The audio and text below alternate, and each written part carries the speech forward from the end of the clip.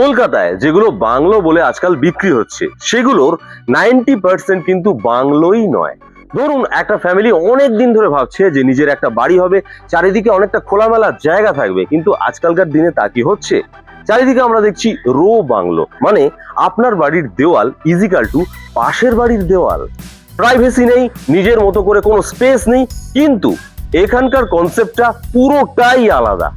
3.07 কাঠা নিজের জমি, চারিদিকে বাউন্ডারি ওয়াল, একদম আপনার দেওয়ালের সাথে অন্য কারোর দেওয়াল লাগার তো কোনো প্রশ্নই নেই।